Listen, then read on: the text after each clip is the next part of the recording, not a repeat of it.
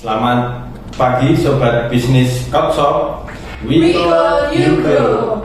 Oke, kembali lagi bersama kita, tentunya masih dalam rangkaian acara bedah buku, masih di buku The Psychology of Money, lebih tepatnya di bab 20 yang berjudul Confession atau pengakuan.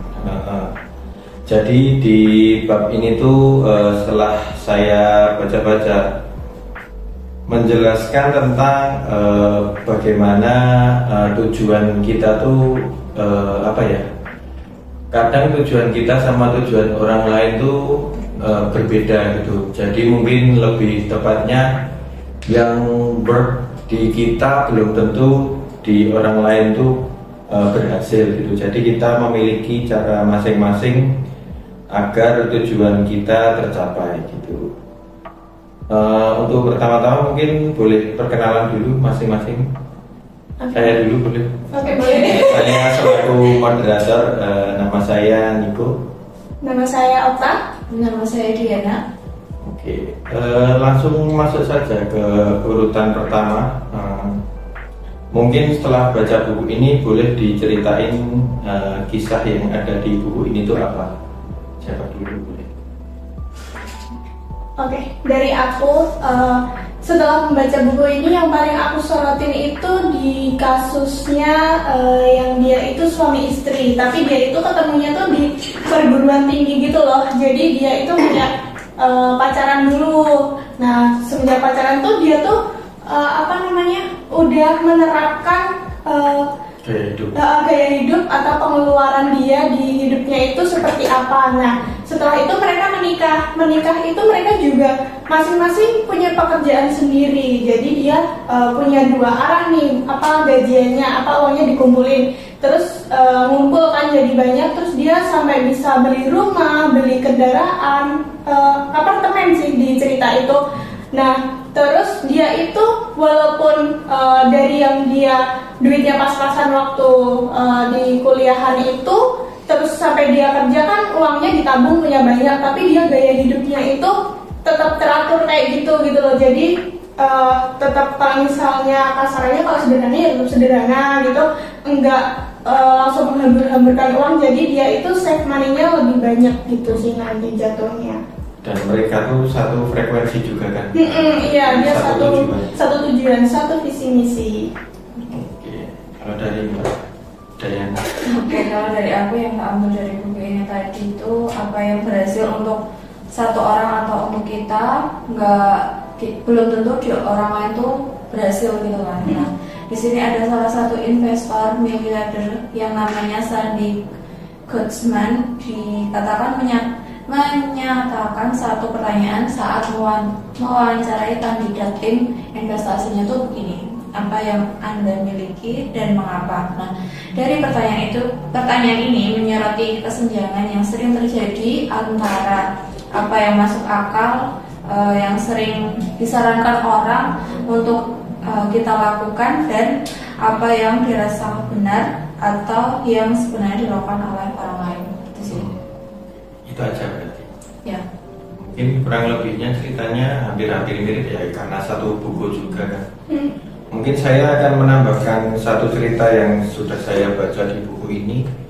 Tadi saya baca ada cerita dari dia tuh seorang dokter gitu. Kan pasti kita sering penasaran kan, dokter itu kalau sakit gimana, atau dokter tuh akhir-akhir hayatnya apakah sama kayak orang biasa kayak kita gitu. Ya betul, apa dia ini meracik obat sendiri atau gimana gitu ya. Kalau yang di buku ini tuh bedanya dari kita, kalau dokter tuh udah tahu penyakitnya apa, terus step kedepannya tuh dia udah tahu gitu.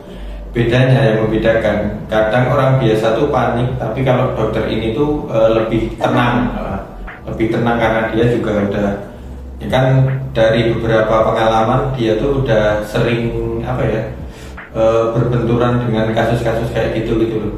Kayak contoh sering dapat pasien ini, terus dapat pasien yang enggak gitu. Jadi walaupun mereka juga bisa sakit juga, tapi mereka lebih ke tenang sih, bedanya itu. Dan mereka juga nyari pengobatan yang menurut mereka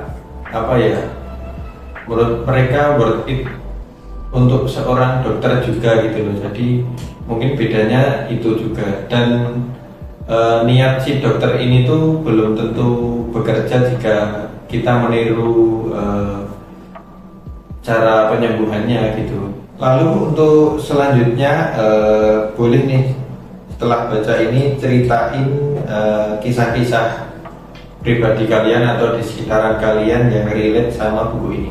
Kalau aku kan tadi dari contoh yang dia itu dari yang ibaratnya nggak punya apa-apa, terus pas dia punya dia tetap stay sederhana gitu ya.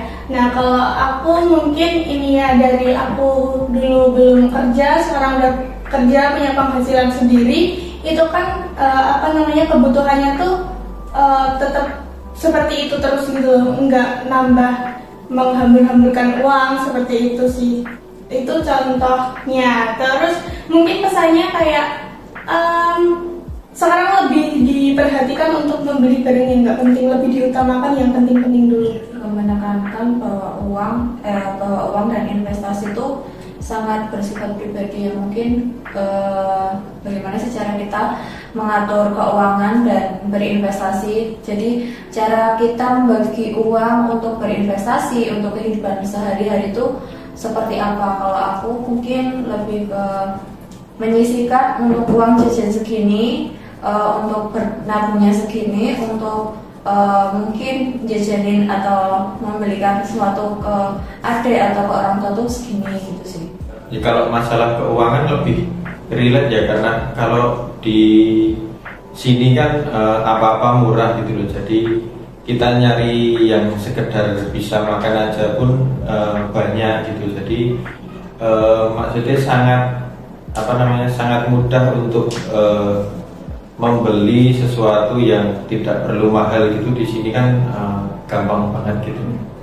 Terus kalau untuk yang masalah tujuan-tujuan tadi yang relate tuh kayaknya kita sering deh kayak ngasih saran ke orang lain, walaupun kalau kita lakuin sendiri tuh kayak berat gitu loh. Bener banget. Itu kan sering kan.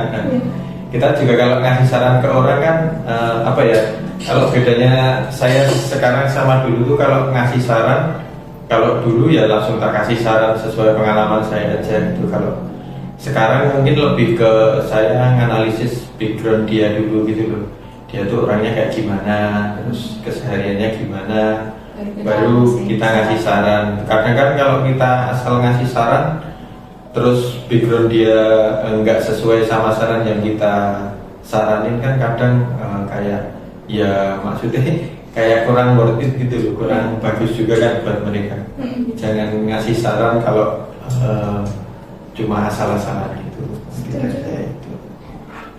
Jadi kesimpulannya yang bisa kita ambil dari buku ini sih lebih yang pertama sih pasti menghemat. Terus yang kedua kadang sesuatu yang dilakuin sama orang lain tuh belum tentu bekerja dengan baik jika kita lakuin gitu. Jadi kita harus ngeset tujuan kita, terus kita menganalisis apa yang harus kita lakukan sesuai jalan yang kita ambil. Itu mungkin itu kalau kesimpulannya. Terus setelah baca buku ini mungkin apa yang mau dilakuin teman-teman untuk perubahan ke depan? Kalau dari aku sendiri sih memperbaiki lagi untuk sistem keuangan. Ya, keuangan dari tabungannya. Mungkin kalau sekarang udah kayak gini, kayak udah terstruktur, tapi kita analisis lagi untuk kedepannya tuh bagus nggak sih ini dilakukan kedepannya atau masih gini-gini aja. Ya, kalau aku sama sih kayak Kak Diana, jadi lebih diatur lagi sih keuangannya. Kalau aku sama sih kayak ya, intinya juga sama sih, mungkin kayak pengaturan uang yang lebih spesifik aja. Kadang kan kita tuh keluar duit yang nominalnya nggak terlalu besar tapi sering gitu loh. Nah mungkin itu yang bisa kita press aja. Cuma 2 tapi 5 kali. Kayak beli makanan atau beli barang-barang kecil kan itu kadang terlihat murah, cuma kalau tidak disadari kan kita jadi sering membeli itu karena murah gitu loh. Mungkin itu yang bisa dikondisikan gitu sih. Ngomong-ngomong tadi tentang investasi, mungkin tidak lupa kita tampilkan atau kita remind, kita juga ada produk-produk untuk investasi. Tentunya jika kalian membeli ini tidak akan rugi dan pasti sangat bermanfaat. Betul. Di belakang ini ada produk-produk workshop. Ada kategori apa aja kan? Kita ada scanner, ada printer label, ada printer kasir, ada mesin penghitung uang, ada printer ID juga, ada laci kasir dan saples, atau mungkin teman-teman mau custom kartu dan lainnya itu juga bisa di kita. Dan cabangnya ada di mana aja? Kita ada di Semarang, di Jakarta, Surabaya, Makassar, Medan. Itu.